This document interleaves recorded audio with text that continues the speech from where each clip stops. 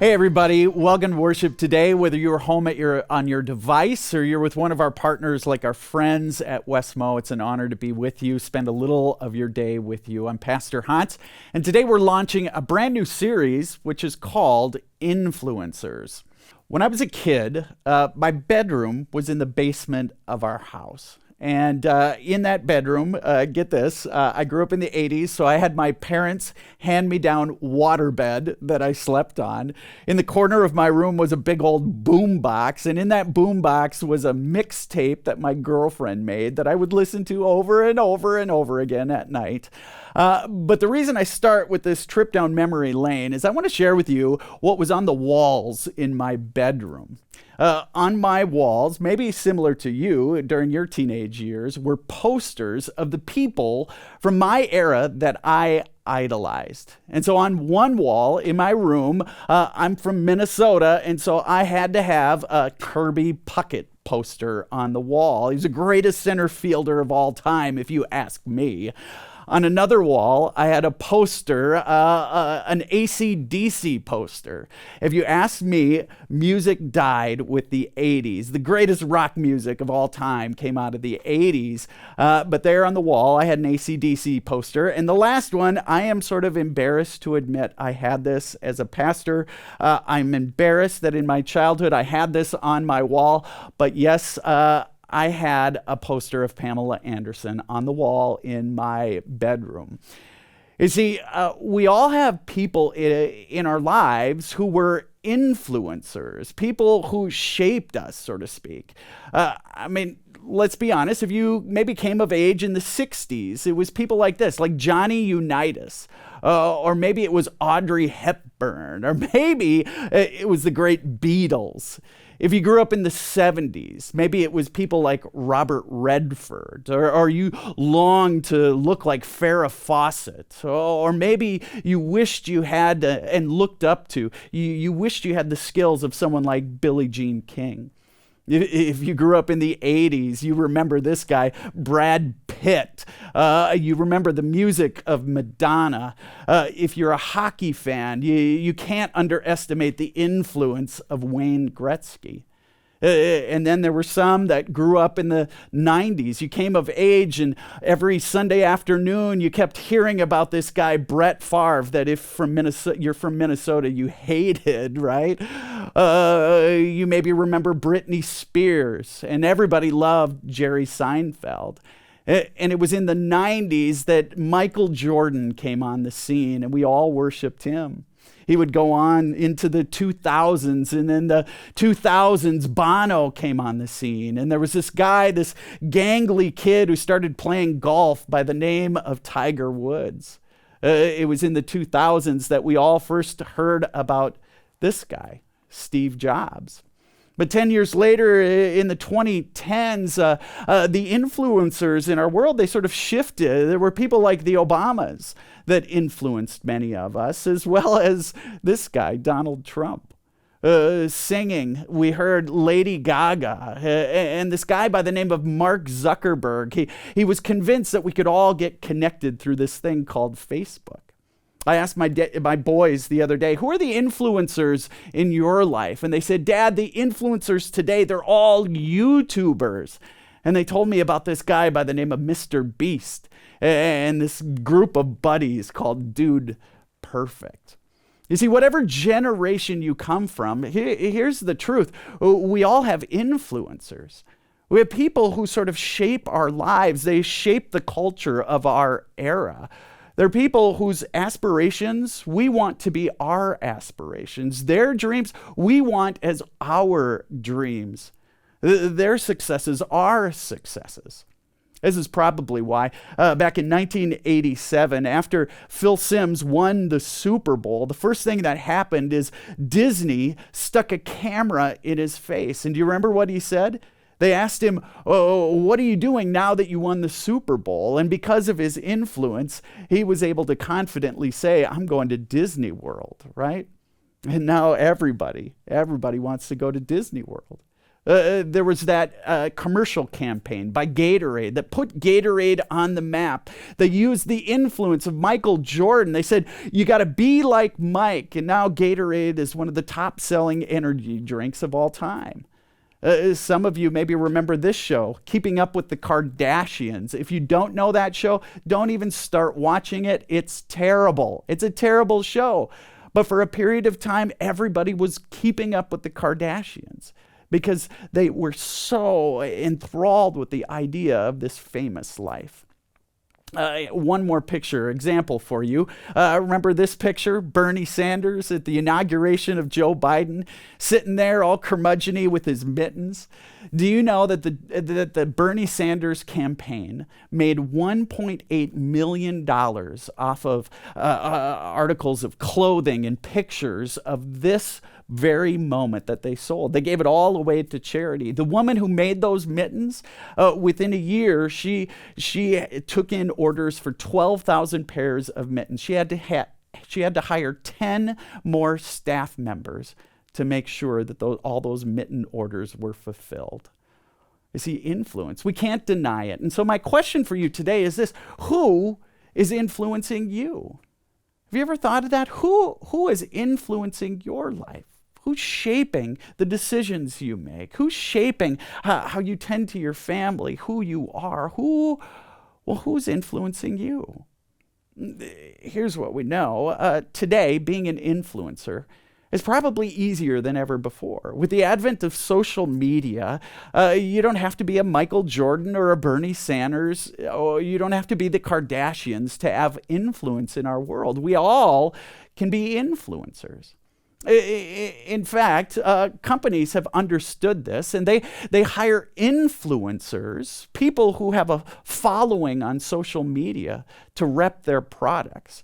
The influencer economy today is the quickest growing economy in all of industry. Companies will pay millions and billions of dollars to have people with social media influence rep their products. And what has that done? It has us all searching day and night to have people follow us. It's this influencer economy. And the people who sort of take advantage of this influencer economy, they're smart people. They're smart people because they know, get this, that the average 55-year-old or older, right? If you're older than 55 years old, here's what they know. You spend 3 hours and 3 minutes every day on social media. That's a lot of time to influence you. If you're 35 to 44 years old, you spend, get this, 4 hours and 49 minutes every day on average on social media. And I bet you're wondering, well, what about teenagers? 16 to 24-year-olds? They spend, on average, 5 hours and 49 minutes every day on social media. Every day, those are hours that we're being influenced. And so again, here's my question: who is influencing you? I came across this chart that shows some of the top influencers in our world. Let me give you some examples. The most influential social media character in our world is a professional soccer athlete. His goes by Ronaldo. He has 517 million followers across this planet. That is almost twice the population of the United States, people. Justin Bieber has 455 million followers. Ariana Grande, she has 429 million followers. Taylor Swift has 361 followers. Dwayne "The Rock" Johnson has 342 million followers. That's the population of the United States. Here's what I know. As you listen to this and you look at all these characters, you're probably saying, well, why would I follow them? They're sort of superficial. You might judge them. You might critique them. And you might be right. But here's what I wonder. If we're going to be honest, aren't they a reflection of us? Let's be honest. The reason they're the top influencers in our world is that, well, we follow them. There's something about who they are, what they've accomplished, that we want, right? I mean, aren't they a reflection of us, if we're really honest? A reflection of our wants, our desires, our longings, and if we're really honest, our hearts. So here's my question one more time. Who is influencing you? Well, why do we bring this up? Well, we bring this up today because if we're going to be really honest, at the heart of this thing called faith is influence. To be really honest, baked into faith has always been this idea of influence. Without influence, our faith has no future. I mean, think about it. You're probably sitting here watching this. You're sitting here because, well, of someone's influence. Somebody somewhere along the way either said, hey, I need you to come to church with me. Or maybe when you were a kid and you were out late Saturday night, it was your parents who said, no, tomorrow morning, Sunday, we're going to church. Or maybe you went through a hard time in your life and someone said, hey, why don't you come to church with me? It might help. You see, all of us who would consider ourselves followers of Jesus, we're here because of someone's influence. It's just simply baked into the reality of faith. And the biblical authors talk about how influence is a part of faith. They talk about it over and over and over again. For example, there's this guy named Paul. He started more churches than anyone else. He wrote more of the New Testament than anyone else. And he was writing this letter to this guy named Timothy who'd gone through this tragically difficult time. And when he writes him, he talks about the influencers of faith in his life. He writes these words. He says, recalling your tears, I long to see you, so that I may be filled with joy. I am reminded, listen to this, of your sincere faith, which, now listen, first lived in your grandmother Lois and in your mother Eunice. And I am persuaded now lives in you also. Paul was reminding Timothy that faith that you have, it comes through the influence of your mother, your grandmother, and it now resides in you. You have the potential to be an influencer. Paul would repeat this theme in the 12th chapter of Hebrews.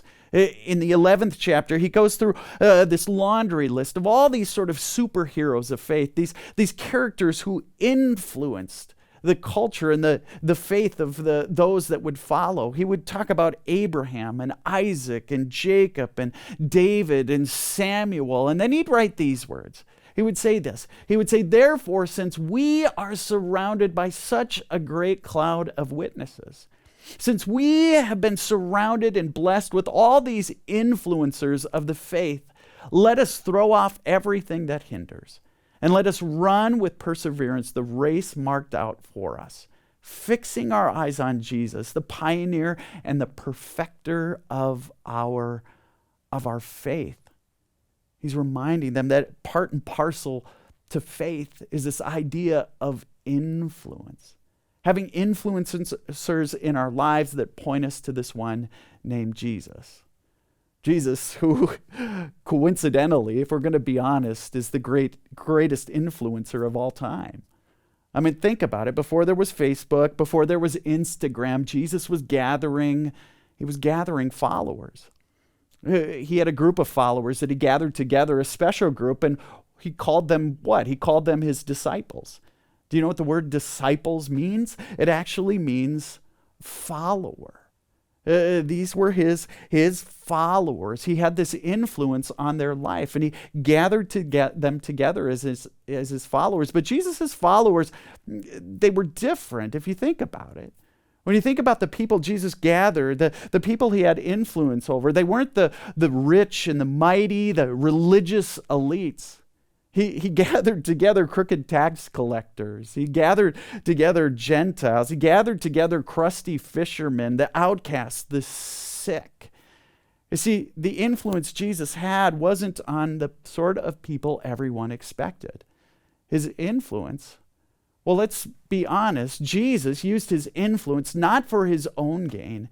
He used his influence for their gain, for the gain of those who weren't the such a muches, if you will, of that day. I mean, we know this. In the book of Mark, Jesus says this. Jesus sent him away, this leper that he had just healed, at once with a strong warning. See that you don't tell this to anyone. Jesus instructed his followers, don't tell them about, this isn't about me. You see, here's the thing. Jesus used his influence not for his own gain. He used his influence for their gain. At the end of Jesus' life, he would gather together his disciples.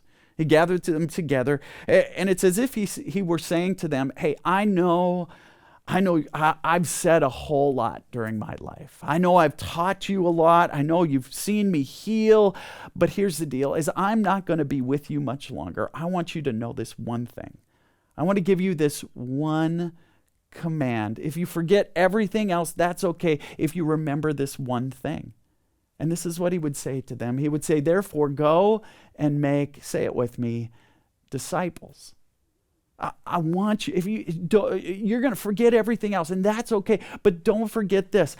Go and make disciples. I want you to go and make followers of all nations, baptizing them in the name of the Father and the Son and the Holy Spirit. And by this, surely I am with you always to the very end of the age. What is Jesus saying? He's saying, I want you to go make followers. And when you do, when you use your influence to attract followers to me, here's the truth. I will be with you till the end of time. You see, Jesus' influence was different, if you think about it, because his followers were actually the influencers. Think about it. Think about Jesus' command. I mean, the truth is Jesus' followers were actually the influencers. It's Jesus who looks at those disciples and says, hey, it's you. I'm not going to be here. I need you. I need you to be the ones who are shaping this world. I need you to care for people with my love and with my mercy. I need you to be the ones improving people's lives with my grace, my mercy, and my love. You see, Jesus' followers, baked into the reality of what it means to be people of faith, is that we are actually the influencers. So today we're launching this new series. It's called Influencers. And over the next couple of weeks, there are two basic questions we want to ponder. The first question goes like this: who is influencing you? Have you thought about that? Who is influencing you? And secondly, how are you using your influence? Remember this? As followers, we are Jesus' influencers. How are you using your influence as a follower of Jesus?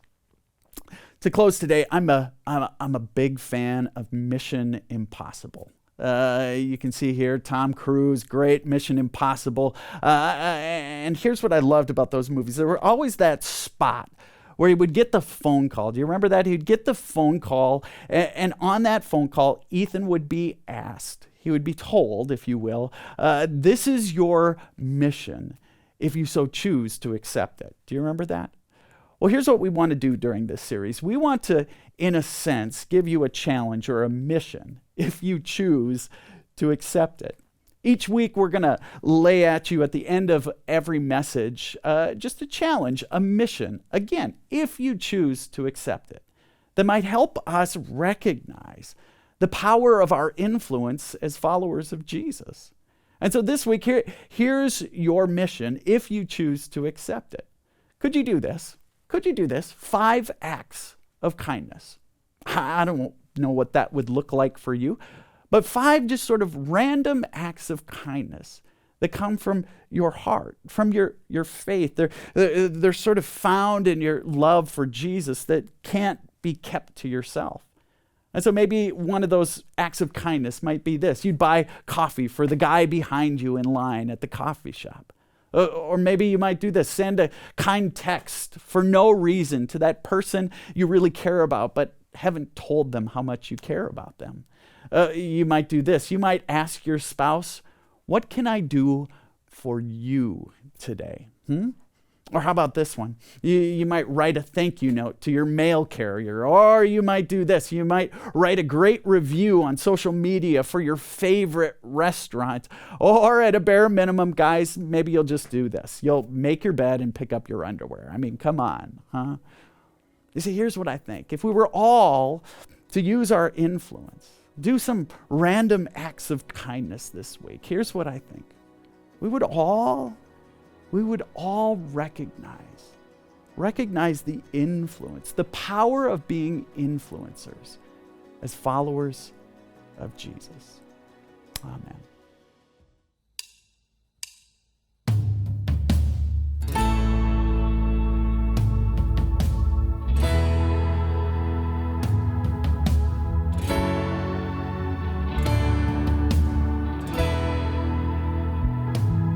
You are a refuge. You have no borders. When I was a stranger knocking at your door, you took me in with no questions and no conditions. When I was a sinner running from your grace, you called me friend. You called me friend. 'Cause there are no outsiders to your love. We are all welcome, there's grace enough. When I have wandered, Lord, your cross is the open door. There are no outsiders, and I'm not an outsider to your love.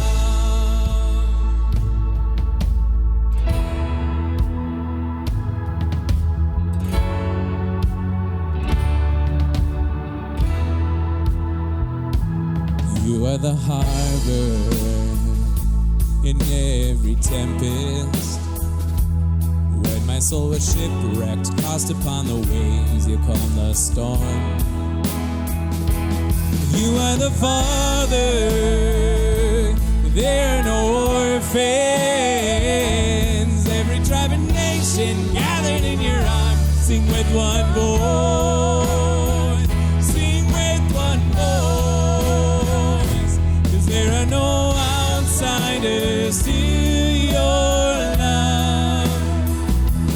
We are all welcome, there's grace enough.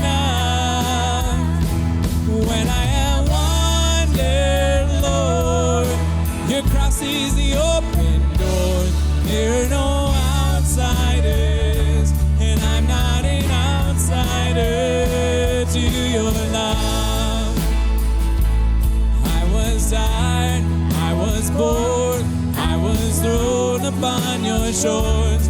I was hopeless and afraid, till I heard you call my name. And now I'm ransomed, I'm restored, resurrected, I am yours. I am loved, yes I belong. Oh, my soul was found its home.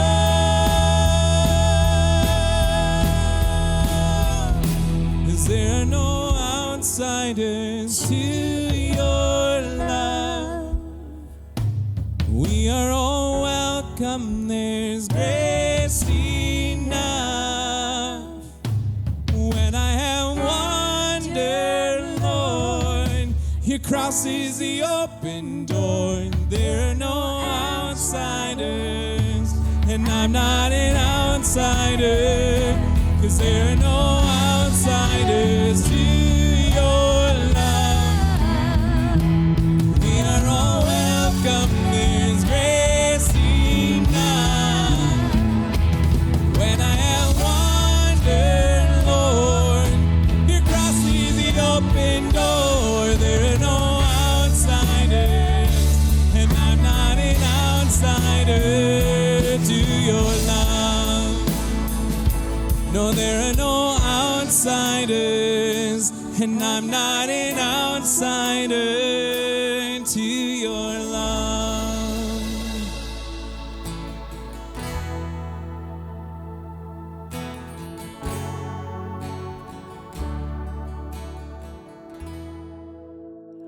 I invite you to all pray with me the prayer our Lord taught us. Together we pray, Our Father, who art in heaven, hallowed be thy name, thy kingdom come, thy will be done, on earth as it is in heaven. Give us this day our daily bread, and forgive us our trespasses, as we forgive those who trespass against us. And lead us not into temptation, but deliver us from evil. For thine is the kingdom, and the power, and the glory, forever and ever. Amen. Hey folks, thanks so much again for tuning in today. We're just honored you chose to spend this little bit of your day with us. If you are new to Calvary, we just encourage you and invite you to head out to our website, calvaryalec.org. And there's a button that says sign up for emails. It's maybe a easy next step for you to take in order to get a little more connected with us. I'll shoot out an email to you every Friday sharing all the ways that you can get involved here at Calvary on the journey of faith. Hey, we've got a number of things going on as we get ready for summer. The first is this: we're going to celebrate Mother's Day next week. And we invite you, if you're in the Alexandria community, to come and join us for in-person worship. We're going to have a little photo booth set up, and we're going to spoil our moms that day. We also want to get on your radar screen that we launch our summer ministry out at Luther Crest Bible Camp on Memorial Day weekend. We call it Calvary at the Lake. We invite you to join us at 9:30 every Sunday there for brunch, and at 10:30 we worship lakeside. We're super excited for a fun summer of outdoor worship. Folks, thanks so much for tuning in today. We want to close with a time of offering. Calvary is one of the most generous congregations I've ever been able to be a part of. It's because of your generosity that we are reaching more and more people in our community and beyond with the love of Jesus. And so we're going to close with a time of offering. You can make your gifts in any of the ways on the screen.